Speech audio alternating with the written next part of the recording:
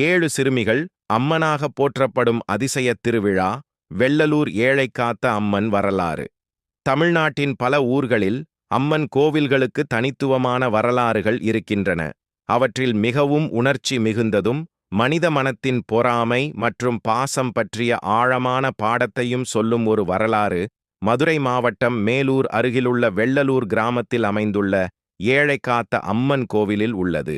இந்த கோவிலில் வருடந்தோறும் நடைபெறும் ஒரு விசேஷமான திருவிழா உள்ளது. அது என்னவென்றால் 7 பெண் சிறுமிகளை அம்மனாக பாவித்து அவர்களை போற்றி கொண்டாடும் திருவிழா. இந்த மரபின் பின்னால் பல நூற்றாண்டுகளுக்கு முன்பு நடந்த ஒரு உணர்ச்சி மிகுந்த சம்பவம் உள்ளது. அக்கா தங்கை வாழ்க்கை. பல நூற்றாண்டுகளுக்கு முன்பு வெள்ளலூர் நாட்டில் ஒரு குடும்பத்தில் அக்காவும் தங்கையும் வாழ்ந்து வந்தார்கள். காலம் சென்ற பின் அக்காவை அருகிலுள்ள தமராக்கி என்ற ஊரில் திருமணம் செய்து வைத்தார்கள். திருமண வாழ்க்கையில் அக்காவுக்கு 7 குழந்தைகள் பிறந்தார்கள்.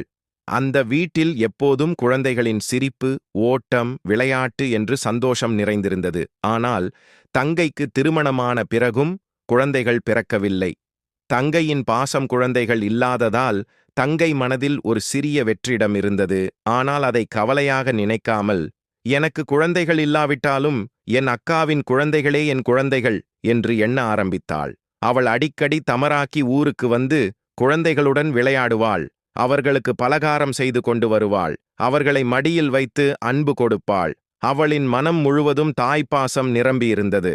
ஆனால் தங்கையின் அந்த அன்பை அக்கா சரியாக புரிந்து கொள்ளவில்லை. அவள் மனதில் ஒரு சந்தேகம் உருவானது. தங்கைக்கு குழந்தைகள் இல்லாததால் என் குழந்தைகளுக்கு கண் வைத்து விடுவாள் என்று எண்ண ஆரம்பித்தாள். இதனால் தங்கை வருவதை பார்த்தவுடன் குழந்தைகளை வெளியே அனுப்பிவிடுவாள் அல்லது வேறு இடங்களில் மறைத்து விடுவாள். இது தங்கைக்கு தெரியாமல் பலமுறை நடந்தது. அந்த ஒரு நாள் தங்கை தனது அக்கா வீட்டுக்கு பலகாரம் செய்து கொண்டு வந்தாள்.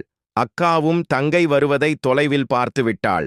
அவள் உடனே தன் 7 குழந்தைகளையும் வீட்டிலிருந்த கோழி கூடைகளுக்குள் மறைத்து வைத்தாள். அந்த கூடைகள் பெரியதாக இருந்ததால் குழந்தைகள் உள்ளே உட்கார முடிந்தது. தங்கை வீட்டுக்குள் வந்து மகிழ்ச்சியுடன் கேட்டாள், அக்கா, பிள்ளைகள் எங்கே? அக்கா உடனே பதிலளித்தாள், அவர்கள் எல்லாம் வெளியே விளையாடப் போயிருக்கிறார்கள்.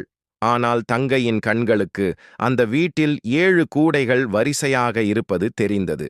அவள் உடனே உணர்ந்தாள், என்னை நம்பாமல் என் அக்கா பிள்ளைகளை மறைத்து வைத்திருக்கிறாள். அந்த உண்மை அவளின் மனதை மிகவும் புண்படுத்தியது. ஒரு வார்த்தையும் பேசாமல் கண்ணீர் மல்க அந்த வீட்டை விட்டு வெளியேறினாள். தங்கை வெளியே சென்ற பின் அக்கா உள்ளே சென்று கூடைகளை திறந்தாள். ஆனால் அவள் பார்த்த காட்சி அவளை நடுங்க வைத்தது. அந்த 7 குழந்தைகளும் கல்லாக மாறியிருந்தார்கள். அக்கா அதிர்ச்சியில் அலறி அழுதாள். அந்த சம்பவம் ஊர் முழுவதும் பரவியது. பிறகு அந்த 7 கற்களையும் அம்மன் குளத்தில் நீராட வைத்தார்கள் என்று ஒரு ஊர் மரபு கூறுகிறது. அப்போது அந்த கற்கள் மீண்டும் குழந்தைகளாக உயிர் பெற்றதாக ஒரு பழமையான கதை பேசப்படுகிறது. அந்த சம்பவம் அந்த ஊரில் தெய்வீக அதிசயமாக கருதப்பட்டது. இதற்கு பிறகு மனம் மிகவும் நொந்த தங்கை வெள்ளலூர் நாட்டார் முன் சென்று முறையிட்டாள். அவள் கூறினாள், எனக்கு குழந்தைகள் இல்லாததால் நான் மிகவும் தனிமையாக இருக்கிறேன். எனவே ஊர் பொதுமக்கள் 11 கரைகளிலிருந்து ஒவ்வொரு வருடமும் 7 பெண் குழந்தைகளை தேர்ந்தெடுத்து எனக்கு ஒப்படைக்க வேண்டும். அந்த குழந்தைகள் என் பிள்ளைகளாக கருதி நான் வளர்த்து கொள்வேன். அவளின் மனவேதனையை புரிந்த ஊர் மக்கள் அந்த வேண்டுகோளை ஏற்றுக்கொண்டார்கள். அந்த சம்பவத்தை நினைவுகூரும் வகையில் இன்று வரை வெள்ளலூரிலுள்ள ஏழை காத்த அம்மன் கோவிலில் வருடந்தோறும் ஒரு சிறப்பு திருவிழா நடத்தப்படுகிறது. அந்த திருவிழாவில் ஊரிலிருந்து 7 பெண் சிறுமிகள் தேர்வு செய்யப்படுகிறார்கள். அவர்கள் அம்மனாக கருதி அலங்கரிக்கப்படுகிறார்கள். ஊர் மக்கள் அவர்களை மிகுந்த மரியாதையுடன் வழிபடுகிறார்கள். இந்த மரபு பல தலைமுறைகளாக தொடர்ந்து வருகிறது. இந்த கதையின் பாடம். இந்த கதை ஒரு ஆழமான உண்மையை சொல்லுகிறது. பாசத்தை சந்தேகத்தால் பார்க்கக்கூடாது. அன்பும் நம்பிக்கையும் இல்லாத இடத்தில் துன்பம் உருவாகும். ஆனால் உண்மையான பாசம் இறுதியில் தெய்வீக மரபாகவே மாறும்.